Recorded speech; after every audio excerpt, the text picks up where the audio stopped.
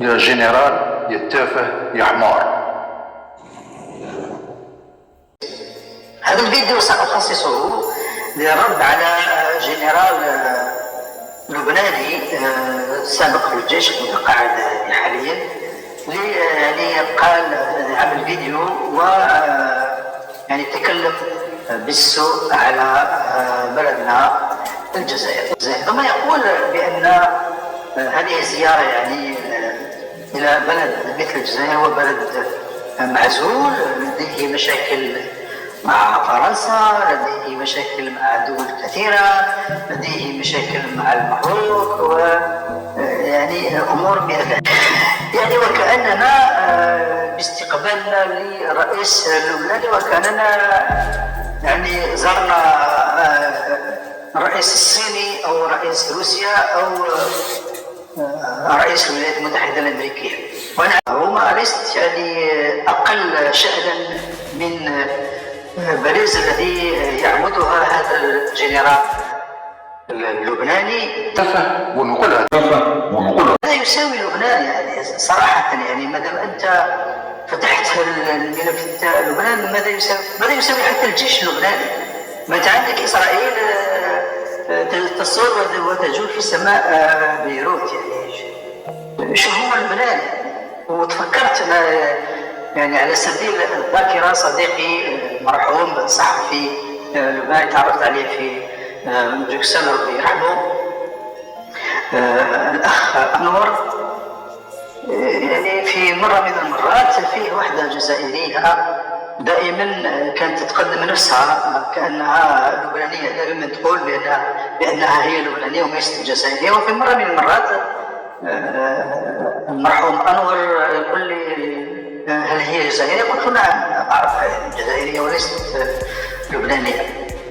قال لي يا زلمي لبنان ولا شيء، يعني ما فيش واحد مواطن لبناني لا يحلم بأن يكون في يوم من الأيام حاملا للجنسية الجزائرية، وهذه جزائرية وتقول عن نفسها بأنها لبنانية. هذا شيء عيب وعار، يعني هذا شيء عيب وعار، هذه لا تعرف شيء عن لبنان.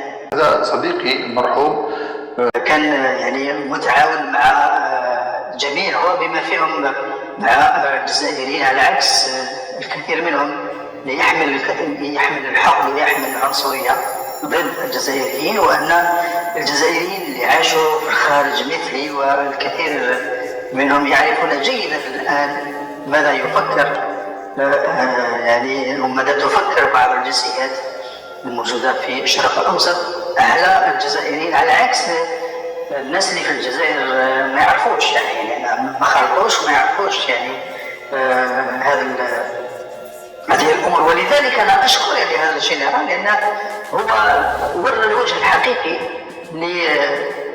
لبلاده وكيف يعني يرى اللبنانيين واللبنانيون كيف يرون يعني كيف ينظرون للجزائر، يعني باحتقار لا مثيل له، وكأنه هو يعني جنرال في الجيش الألماني أو في الجيش الروسي الذي هزم النازية. هو مجرد يعني الجيش اللبناني مجرد شرطة، يعني ممكن مستوى لا يصل حتى إلى مستوى الشرطة، وتشوفهم مع القنوات التي تنطق باللغة العربية وليست قنوات عربية، من كلهم يجيوا يحلوا ويعطيوا رأيهم وكأنهم يعني يملكون الحقائق العسكرية التي توجد في مختلف جيوش العالم. وبالتالي أن هذا الجنرال أنا شخصيا قدم لي خدمة، ولذلك يعني أشكره لأن سنوات وأنا يعني أتحدث مع أصدقائي مع زملائي مع المسؤولين الجزائريين يعني يحذروا حذرا شديدا من استعمال العاطفة في علاقاتهم مع الكثير من البلدان العربية. ونبهت المسؤولين احذروا، أنتم لا تعرفون ما يدور في خاطرهم، وهم يعرفون كيف يتعاملون مع الجزائريين بكلمتين ثلاثة يكسبوه يعني عاطفيين، ولكن هذا ليس هو عمق فكرهم بخصوص الجزائر. لما تشتغل مع هؤلاء وتشوف نشوف يعني تصرفاتهم صراحة حتى الإسرائيلي لو تشتغل معه ما يكرهكش كما يكرهك واحد من هذه الجنسيات، ولا يعرقلك مثل ما يعرقلك مثل هؤلاء. وهذه بالأدلة. يعني مثلا أنا اشتغلت في مرة من المرات في إطار يعني حياتي المهنية مع مركز إماراتي، والإماراتيين دائما يعني يعتمدون على مختلف الجنسيات. لما تغير المسؤول عن الإعلام في ذلك المركز وتم تعيين أردني، فطلب من الجزائرية التي كانت يعني تتعامل معي، والتي كانت يعني سيدة نورا التي كانت هي التي تشرف على الممارسين الإعلاميين للمركز، طلب منها سؤال واحد. هذا الأردني الجديد قال: ما هي جنسية مراسل بروكسل؟ قالت له: جنسيته جزائرية. قالها: أوقفيه فورا. يعني أنا وقفني أردني فقط لأن جنسيتي جزائرية فقط. أنا لما نشوف تعامل الجزائريين، المسؤولين الجزائريين مع هذا الناس بهذا الترحاب وبهذا السخاء، حتى بماري نقول لكم أنا صراحة يعني هذا شيء يؤلمني ويؤلمني كثيرا كثيرا. ولا ألوم الجزائريين لأنهم ما عاشوش التجارب اللي عشناها احنا اللي في الخارج. ولذلك دائما أكتب وأقول للمسؤولين الجزائريين: اتصلوا بالناس اللي عاشوا في الخارج والناس اللي اختلطوا مع جنسيات كثيرة، ويعطيكم الحقيقي حول يعني ماذا يفكرون خفية، وكيف يعني يرون الجزائر.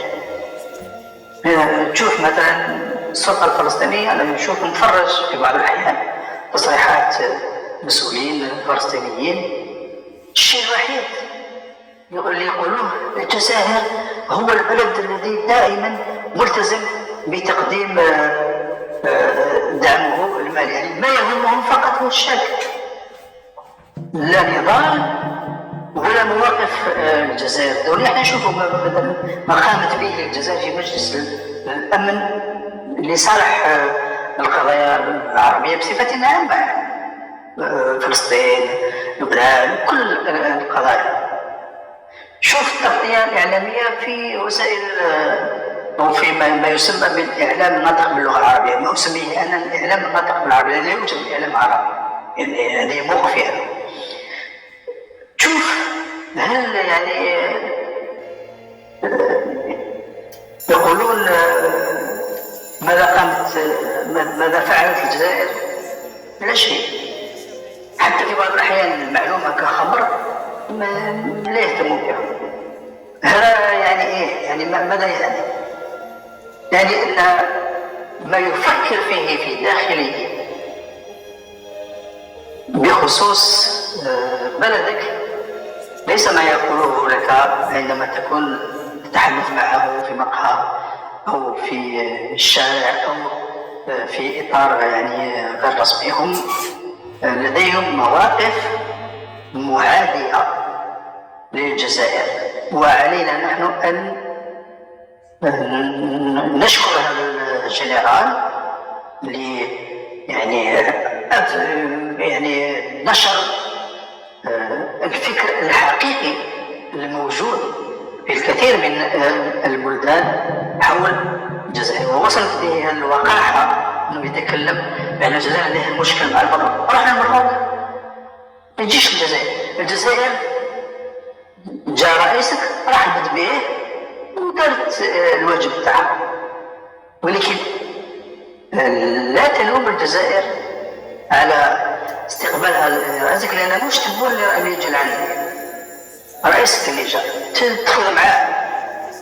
مشكلتك مع رئيسك وليست مع الجزائر، وكلامك على الجزائر كله بالنسبة لي يعني يعني أعلى الأصوات الممكنة. يا جنرال يا تافه يا حمار.